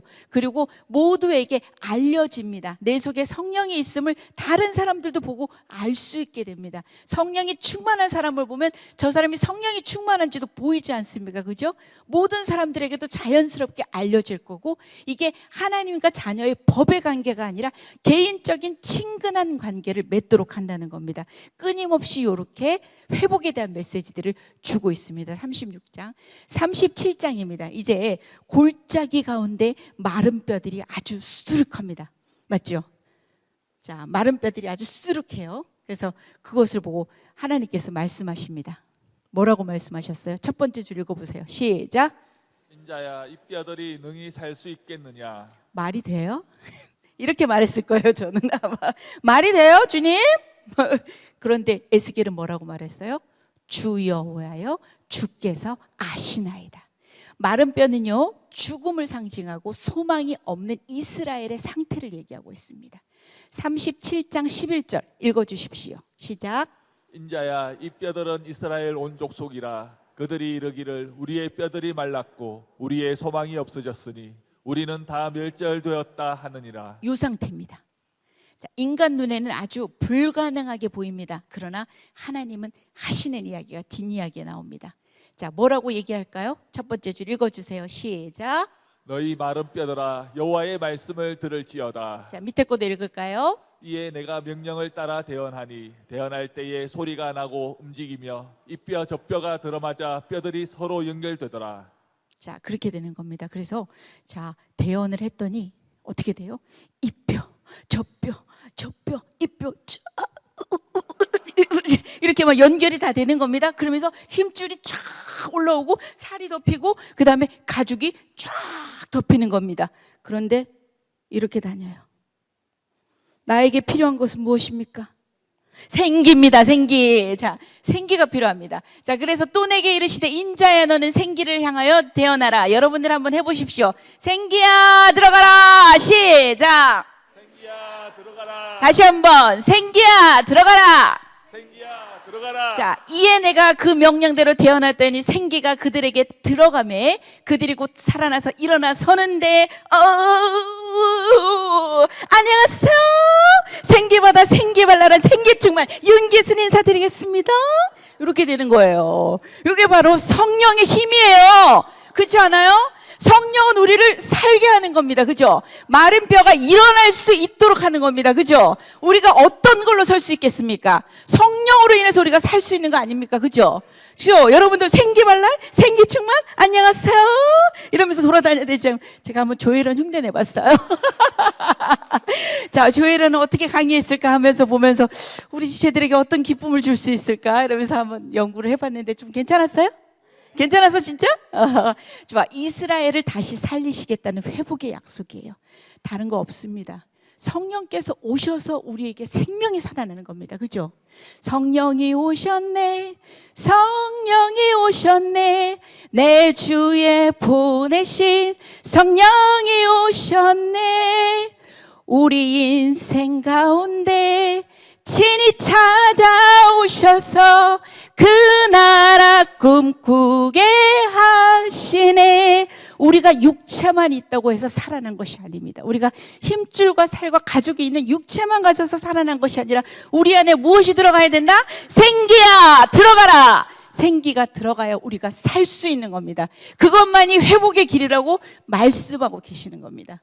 우리가 마른 뼈 같은 현실일지라도 지금 우리가 포로 시대를 배우고 있죠. 우리의 경제적인 어려움을 우리가 포로를 당한 것 같기도 하고 때로는 어떤 사람은 진짜 원하지도 않는데 병원에 침상에서 아파서 어쩔 수가 없어요. 그 건강에 포로를 당한 것 같기도 하고 이런 상황이지만 우리에게 답은 뭐예요? 생기야 들어가라. 성령께서 내 안에 계십니다. 아멘. 성령께서 내 안에 계시면 우리가 두려워하지 않습니다. 아멘. 우리 마른 뼈도 살아납니다. 아멘. 아멘입니다. 그렇죠? 이게 회복이죠. 우리가 뭐 다른 게 있겠습니다. 그 말씀에 성령의 검이라고 하는 우리 그 말씀이 여러분들 속에 없다면 어찌 성령께서 역사를 하시겠습니까? 그죠? 그래서 우리가 열심히 말씀을 배우는 거죠. 회복의 약속입니다. 40에서 48장은 새 성전과 회복에 대한 이야기입니다. 40에서 42장은 새 성전에 대한 환상입니다.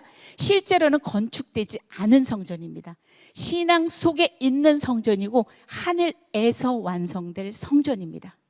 43장이 10장에서 11장에서 여호와의 성전, 여호와의 영광이 어딜 떠났다 그랬어요? 성전을 떠났다 얘기했죠. 43장이 되면 어떻게 돼요? 다시 돌아오십니다. 여호와의 영광이 성전에 가득하더라 하면서 돌아오십니다. 자, 47장에 가게 되면 또 이야기가 또 나오죠. 성전 문지방 밑에서 뭐가 나와요? 물이 새옵니다. 콸콸콸콸콸콸콸. 자, 처음에는 물이 발목까지 옵니다. 그 다음에 어디까지 올까요? 무릎까지 옵니다. 그 다음에 어디까지? 허리까지. 이제는 수영을 해야만 찾아갈 수 있는 건너지 못할 강이 됩니다.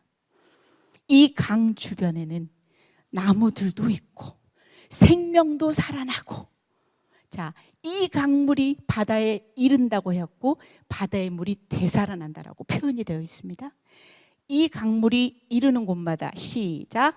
이 강물이 이르는 곳마다 번성하는 모든 생물이 살고 또 고기가 심히 많으리니 이 물이 흘러 들어가므로 바닷물이 되살아나겠고 이 강이 이르는 각처의 모든 것이 살 것이며. 성령이 계신 곳에 생명이 회복됩니다. 아멘. 성령이 계신 곳에 치유가 있습니다. 아멘. 다 이렇게 생명이 회복된다고 나와요. 계시록의 말씀에 우리가 이렇게 1, 2절에 이렇게 표현이 되어 있는데 여러분들 같이 한번 읽어봅시다. 시작. 또 그가 수정같이 맑은 생명수의 강을 내게 보이니 하나님과 및 어린 양의 보좌로부터 나와서 길 가운데로 흐르더라. 광 좌우에 생명나무가 있어 12가지 열매를 맺되 달마다 그 열매를 맺고 그 나무 잎사귀들은 만국을 치료하기 위하여 있더라. 그래요. 이렇게 말씀은 다 연관이 되어 있어요. 성경은 일관적으로 하는 말이 있어요. 통일되게. 그죠? 요 이야기도 계속 연결이 되겠죠. 48장에 갔더니 여호와 산마에서 주님께서 거기 계신다. 하나님께서 계시는 곳, 백성들과 영구적으로 교제를 나눌 곳. 자, 계시록에서는 이렇게 표현을 합니다. 읽어주세요. 시작. 내가 들으니 보좌에서 큰 음성이 나서 이르되 보라, 하나님의 장막이 사람들과 함께 있음에 하나님이 그들과 함께 계시리니 그들은 하나님의 백성이 되고 하나님은 친히 그들과 함께 계셔서 모든 눈물을 그 눈에서 닦아주시니 다시는 사망이 없고 애통하는 것이나 곡하는 것이나 아픈 것이 다시 있지 아니하리니 처음 것들이 다 지나갔음이로라. 아멘. 아멘. 영원히 우리와 함께 계신다고 얘기가 나오죠. 자, 오바다입니다. 우리 지금 뭐 공부했어요? 다니엘과 에스겔을 공부했어요. 무대 위에서 예레미야가 외치면 저 무대 비 바벨론에서는 누가 하고 있다고요? 청와대에서 다니엘이 외치고 포로지 현장에서 누가 외치고 있다고요? 에스겔이요. 자, 1차 포로가 몇 년이라고요? 605년이고요. 어느 왕 때라고요? 누가 잡혀갔는데요? 그래서 다니엘이 여기서 외쳐요. 2차 포로입니다. 몇 년이에요? 자, 어느 왕 때입니까? 자, 누가 잡혀갑니까? 에스겔도 이 바벨론에서 지금 포로지 현장에서 외치고 있습니다. 동시적으로 예레미야도 다니엘, 에스겔도 함께 지금 하나님의 말씀을 외치고 있는 겁니다. 이제 넘어가서는 오바댜예요. 오바댜. 한 장밖에 없어요. 좋은 소식이에요. 자, 오바댜는 에돔만 생각하면 돼요. 뭐라고요? 에돔. 에돔의 멸망에 대한 이야기입니다.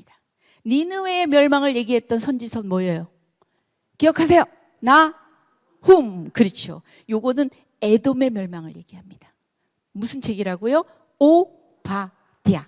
자, 에돔의 멸망에 대한 예언입니다. 1장 15절 읽어주세요. 시작. 여호와께서 만국을 벌할 날이 가까웠나니 내가 행한 대로 너도 받을 것인즉 내가 행한 것이 내 머리로 돌아갈 것이라. 자, 그리고 핵심 단어는 뭐가 된대요? 에돔이 되는 거예요. 에돔에 대한 하나님의 진노를 얘기합니다. 오베다 1장에 에돔의 멸망에 대한 예언을 하는데 회개의 촉구는 없습니다. 에돔은 야곱의 형 에서의 후예들입니다. 바벨론의 침공으로 유다가 힘듭니다. 형제 나라 이 유다가 힘든데 얘네들은 바벨론 편에 드는 거야. 약탈자 편에 가다면서 교만하고 득이양양하면서 중립을 지키고 그들의 망함을 기뻐하고 수수방관한 죄가 엄청나게 큽니다. 그러면서 예루살렘의 멸망을 아주 기뻐했습니다. 첫 번째 줄에 방관했다고 나오죠. 패망하는 날에 기뻐했다고 나오죠. 고난의 날에 입을 크게 벌릴 것이 아니냐 이렇게 나오죠. 야곱과 요셉 족속은 불과 불꽃이 되는데 너희 에서 족속은 있잖아, 지푸라기가 될 거야. 지푸라기는 불에 어떻게 돼요? 엄청 잘 타죠. 그죠?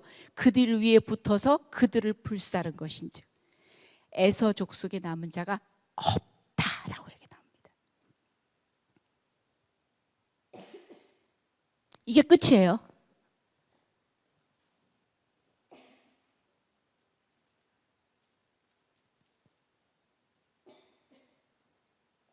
자, 우리가 오바다를 그래서 마쳤고요.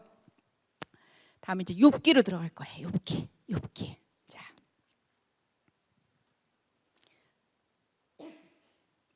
개요가 뭐라고 그러죠? 역경을 통한 축복입니다.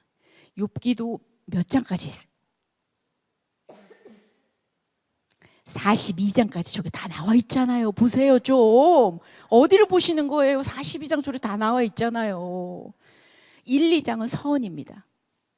그 다음에 3에서 42장 6절까지인데 거의 구분이 아주 단순해요. 요때는 친구들의 논쟁이 들어가는 거예요. 그래서 우리 친구 이름 한번 얘기해 볼까요? 첫 번째 친구 누구예요? 엘리바스. 그 다음 누구예요? 자, 게발 아니고 소발. 이렇게 세 명이 1, 2차 논쟁을 들어가게 돼요. 자, 3차 논쟁으로 보세요. 엘리바스, 빌다. 소발은 빠져요. 그러고 나서 엘리후가 최연소자야. 그래서 3차 논쟁에 들어오게 되는 겁니다. 그리고 그 힘든 가운데 욥이 부르짖었는데도 하나님은 한마디도 안 하십니다. 침묵으로 아주 일관적으로 끝까지 가십니다. 그런데 38장에서 드디어 하나님이 개입을 하십니다. 그러니까 3장에서 37장까지는 논쟁이라고 보면 되고 마침내 38장에서 하나님이 개입을 하시는구나. 그러면서 42장에 이제 회복으로 끝나는 겁니다. 그러니까 욥의 내용들은 어렵지가 않아요. 그래서 앞에 1, 2장 내용들도 여러분들이 너무 잘 알고 있을 텐데요. 자, 핵심 구절 1장 22절 21절 시작. 이르되 내가 모태에서 알몸으로 나왔은즉 또한 알몸이 그리로 돌아올지라. 주신 이도 여호와시요 거두신 이도 여호와시오니 여호와의 이름이 찬송을 받으실지니이다 하고. 자, 이 말씀이 핵심 구절이에요. 핵심 단어는 고통이에요. 누구나 즐거워하지 않을 고통입니다. 하나님은 선하시고 권능이 있으신데 왜 우리는 고통받아야 하지? 왜 고통을 받아야 하지? 왜 사탄은 끊임없이 인간을 괴롭히지? 그 해답을 욥기에서 찾을 수가 있습니다. 자, 지혜서입니다. 고통의 문제를, 고난의 이유를 다루고 하나님과 인간의 관계를 다루는 지혜서입니다. 배경은 저기 앞에 아브라함, 이삭, 야곱, 요셉의 족장 시대로 가는 게 맞습니다. 목축업이나 가정예배의 형태가 그때하고 거의 유사합니다. 그래서 배경은 족장 시대로 보게 됩니다. 주제는요, 왜 결백한 사람이 고난을 당하도록 허용하는 이유가 뭘까? 욥에게서 재산도 뺏고 자식도 뺏고 아주 심한 피부병으로 고통스럽게 합니다. 사단은 얘기하죠. 어찌 까닭 없이 욥이 하나님을 경외합니까? 그러면서 시험에 들어가게 되잖아요. 욥과 친구들의 고난의 문제에 대한 논쟁이 무려 3장부터 37장까지 들어가게 됩니다. 6번입니다. 사람들은 말합니다. 내가 경험해 보니까, 내 지식에 보니까 내 자기 신학들이 있는 겁니다. 그것도 자기 중심적인 신학이 있는 거야. 그래서 그것을 인과응보로 보고 권성징악으로 보는 거야. 네가 죄를 지었으니까 그렇게 벌을 받지, 네가 죄가 있으니까 고난을 당하지, 이런 겁니다. 인간의 이 유한한 지식에 대한 잘못된 개념을 고쳐주는 겁니다. 하나님의 방법과 길이, 수단이 무엇인지를 이해시키는 겁니다. 그리고 인간이 받는 고통, 이 믿는 자가 받는 고통은 하나님의 특별한 목적을 이루기 위함이다. 그의 은혜로운 사역을 이루기 위함이다. 고통은 체벌이 아닌 오히려 너를 치유하고 훈련하는 것이다. 이러면서 이야기가 줄거리 따라가기가 나와요. 신전독주 질문에 우리는 늘 부딪힙니다. 하나님 당신은 사랑의 하나님 아니세요? 하나님 은혜의 하나님 아니세요? 그런데 왜 그 백성들에게 삶의 고난과 고통을 주셔요? 왜 그렇게 경험하게 하시는데요? 2번, 하나님이 하시는 일들을 보니까요, 하나님의 성품과 상반되어 보이는데 그 성품들이 어떻게 인정을 받겠습니까? 삶 속에서 끊임없이 우리에게 지속되는 질문입니다. 모든 사람들의 난제입니다. 인간의 계획과 하나님의 의도는 어찌 보면 결코 만날 수 없는 평행선입니다. 알 수가 없습니다. 하지만 우리 책에서 나옵니다. 인생의 모든 신비와 고통과 죽음이 해결되는 하늘에서는 이 평행선이 만나게 될 것이다 라고 이렇게 표현을 합니다. 우리도 모르잖아요. 수없이 다가오는 고난의 문제 앞에서 이것이 나를 향한 하나님의 어떤 계획인지 의도인지 우리는 정확히 알 수가 없어요.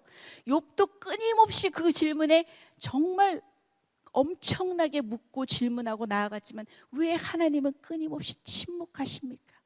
나는 잘못한 것이 없는데 내가 왜 이런 고난을 당해야 됩니까? 이런 얘기들이 계속 진행이 되잖아요. 그래서 보세요. 1장으로 들어가겠습니다. 욥의 첫 번째 시련과 반응입니다. 욥의 인물 소개가 나와요. 욥은 어떤 사람이래요? 말씀 보세요. 어떤 사람이래요? 온전합니다. 두 번째, 정직합니다. 또 하나님을 경외합니다. 그리고 악에서 떠난 자라고 나옵니다. 딱 1장 1절 이렇게 기록을 합니다. 하나님이 이 욥을 너무너무 자랑하고 싶은 거야. 나의 에이스야 욥은, 이러면서 하는 거예요. 그죠? 내가 내 종 욥을 주의하여 보았니? 그같이 온전하고 정직하고 하나님 경외하고 악에서 떠난 자가 세상에 없다, 이러면서 천상이 배경이에요. 그죠? 천상이 배경이 되는 거예요. 자, 제동을 겁니다. 욥이 어찌 까닭없이 하나님을 경외하겠습니까? 그의 집과 모든 소유물을 이렇게 울타리로 두르심 때문이 아닙니까? 주의 손을 펴가지고 그의 모든 소유물을 한번 쳐보십시오, 이러면서 제동을 겁니다, 사탄이. 그래서 욥이 자녀와 재산을 하루아침에 모두 잃게 됩니다. 그럼에도 불구하고 욥의 반응은요, 우리 핵심 구절에서 읽었는데 다시 한번 읽어볼게요. 시작. 주신 이도 여호와시요 거두신 이도 여호와시오니 여호와의 이름이 찬송을 받으실지니이다 하고 범죄하지 않습니다. 2장으로 넘어갑니다. 또다시 고통을 당해집니다. 다시 자랑합니다. 야가 아니네요. 내가 나를 충동하여 까닭없이 그를 치게 하였어도 그가 여전히 자기의 온전함을 굳게 지켰다라고 나옵니다. 사탄이 다시 또 제동을 겁니다. 이제 주의 손을 펴가지고 그의 뼈와 살을 한번 쳐보세요. 그러면 아마 틀림없이 주를 향하여 욕하지 않겠습니까? 그랬더니 하나님은 어떤 조건을 걸어요? 그의 생명은 해하지 말라라고 얘기가 나옵니다.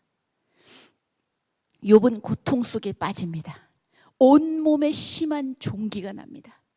어떤 것으로도 긁어도 안 되니까 이 질그릇 조각으로 자기 몸을 긁으면서 제 가운데 앉습니다. 아내가 유혹을 합니다. 여보, 하나님을 욕하고 죽으세요! 이러면서 욕하고 죽으라고 막 이렇게 합니다. 그랬더니 욥은 뭐라고 말해요? 어리석은 여자의 말 같다. 우리가 하나님께 복을 받았으니 화도 받지 아니하겠니? 욥은 여전히 하나님을 원망하지 않습니다. 친구들이 방문을 합니다. 어떤 친구요? 엘리바스, 빌닷, 소발이 위로하라고 찾아옵니다. 옷을, 그 욥의 처참한 모습을 보니까 너무너무 슬프고 자기의 겉옷을 찢으며 하늘을 향하여 티끌을 날리는 아주 극심한 애도의 표현들을 하는 겁니다. 자기 머리에 뿌리고 7일 동안 아무 말 없이 그냥 함께 앉아서 이렇게 있습니다. 3장부터 나옵니다. 자, 욥이 이제 자기 생일을 저주합니다. 자신의 생일, 내가 낳은 날, 내가 낳았던 날이 멸망하였더라면, 그날이 캄캄하였더라면 왜 죽지 않았는지를 탄식합니다. 어찌하여 내가 태에서 죽어 나오지 아니하였을까? 왜 내 삶이 주어졌을까? 이러면서 자기의 생일을 저주하고요. 요 친구들을 우리 책에서 이렇게 기록을 합니다. 자, 엘리바스의 논고를 한번 보세요. 논고 한번 읽어볼래요? 시작. 죄를 범하면 고난당한다. 죄를 범했으니까 네가 고난당하는 거야 라는 거예요. 빌닷은 뭐라고 말해요? 내가 죄 짓고 있음이 틀림없다. 소발은요? 내가 죄를 범하고 있다. 엘리후는 나중에 이야기지만 엘리후는 뭐라고 말했을까요? 하나님은 순결케 하시고 가르쳐 주신다. 이런 것들을 한번 여러분들이 도표를 보시면서 천천히 한번 찾아보시면 될 것 같아요. 이렇게 친구들의 논쟁이 이루어지는데요. 무려 4장에서 31장까지 욥과 친구들의 논쟁이 일어납니다. 인과응보다. 너 죄 졌지? 그러니까 벌 받는 거야. 권성징악의 합리적인 사고로 하나님을 이해하려고 합니다. 기복신앙입니다. 자유주의의 합리적인 신앙을 만들어냅니다. 고난은 반드시 죄의 결과라는 단순한 공식은 틀릴 수가 있어요. 친구들의 조언은 지혜처럼 보이지만 사랑 없는 그 진리는 상처가 될 수 있다는 겁니다. 그냥 가만히 앉아있을 때는 괜찮았어요. 그냥 옆에 있어주고. 그런데 이 친구들의 말은 이 욥의 상처에 소금을 뿌리는 아주 아픈데 아픔을 더하는 그런 친구들의 논쟁들이 진행이 되죠.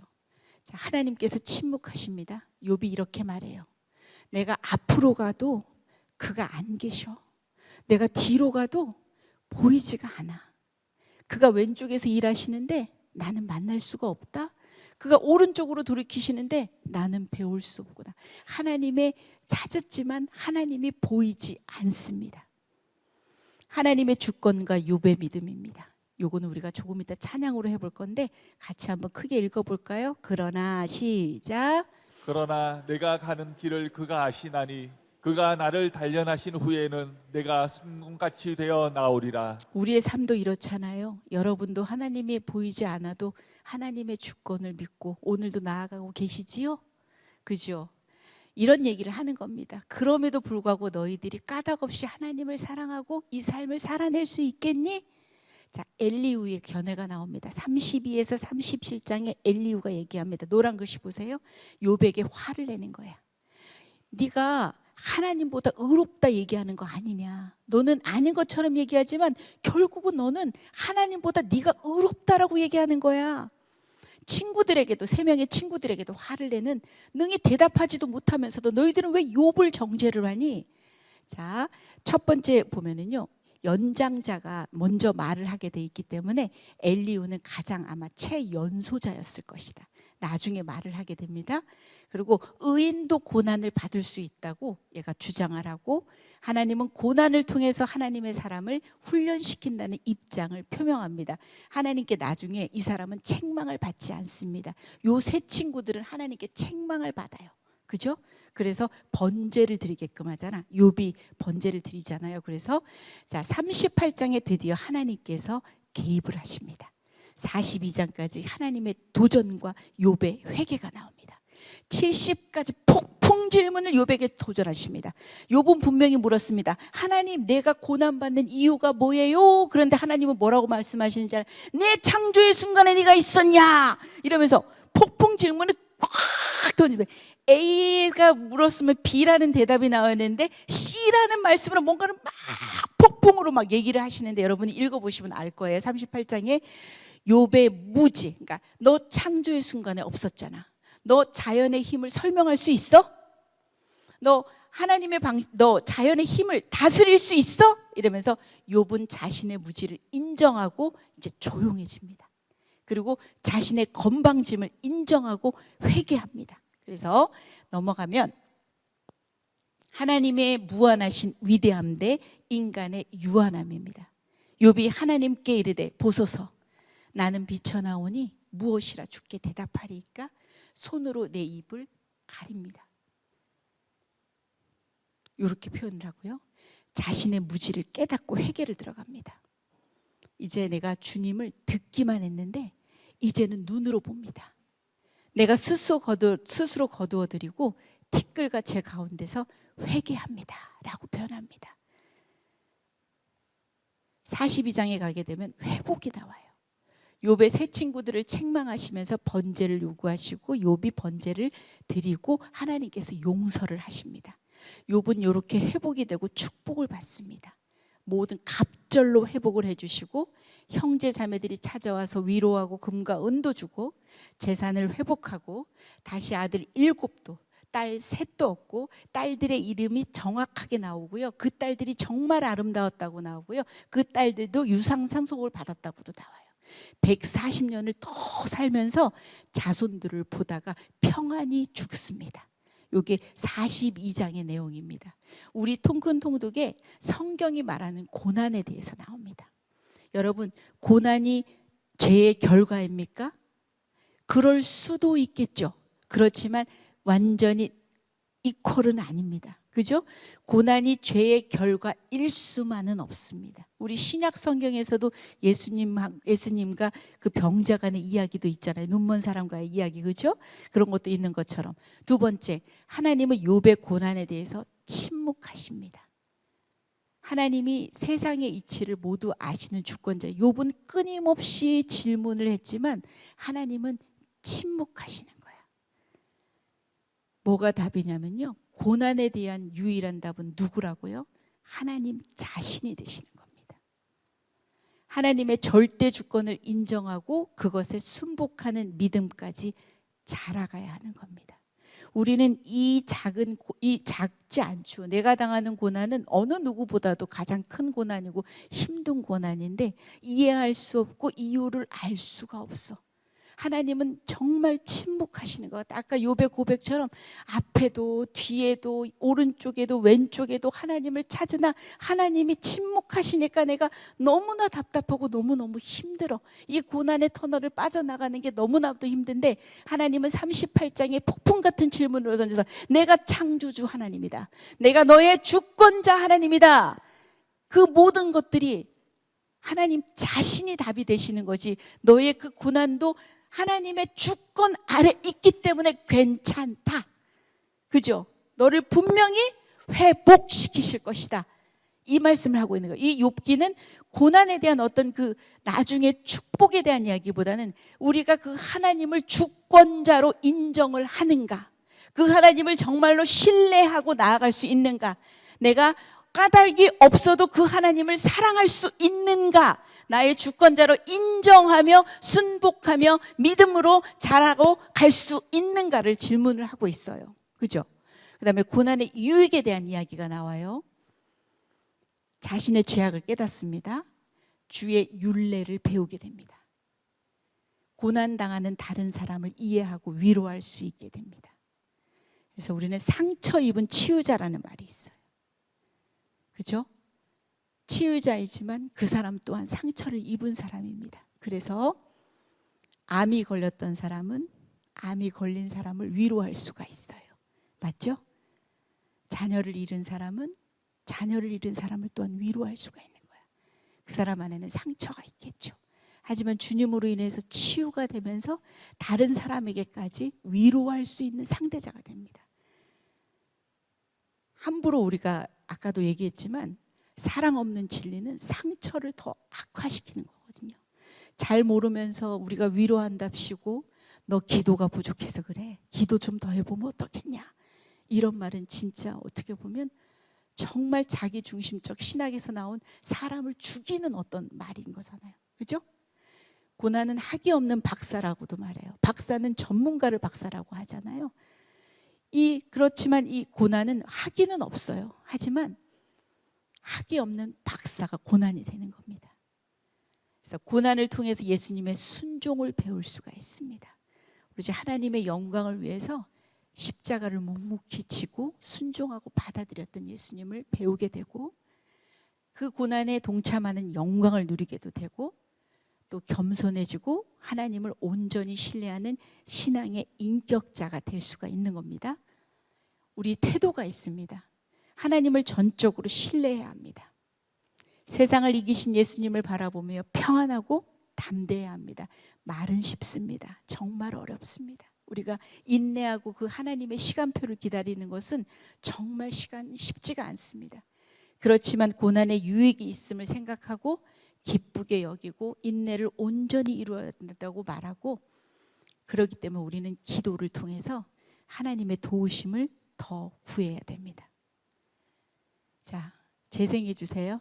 우리가 요 찬양 나의 길 오직 그가 하시나니 그 찬양을 한번 해볼 거예요. 나를 단련하신 후에 내가 어떻게 나온다고요? 내가 정금같이 나오리라. 우리 하나님께서 우리를 정금같이 나오게 하신대요.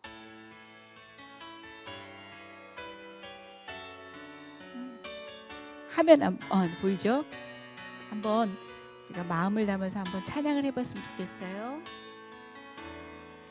주가 보이신 생명의 길 나 주님과 함께 상한 마음 들이며 주님 앞에 나가리. 나의 의로움이 되신 주 그 이름 예수 나의 길이 되신 이름 예수. 누가요? 나의 길 오직 그가 하시나니 나를 단련하신 후에 우리가 어떻게 나온다고요? 내가 정금같이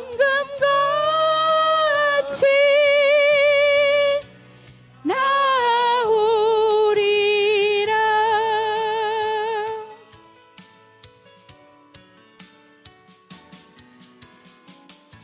하세요. 생명의 길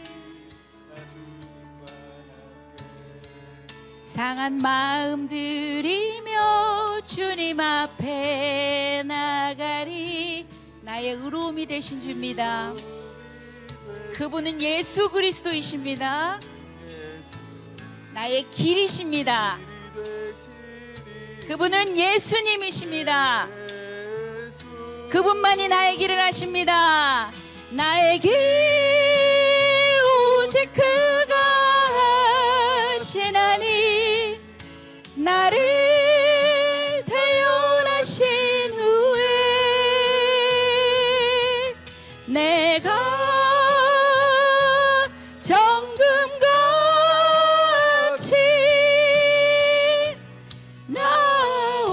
나오리라. 나의 길 오직 그가 하시나니 나를 단련하신 후에 나는 정금같이 나올 것입니다. 주님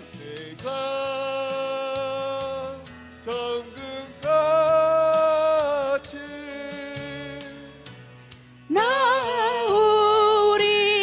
나오리라. 내가 나오리라.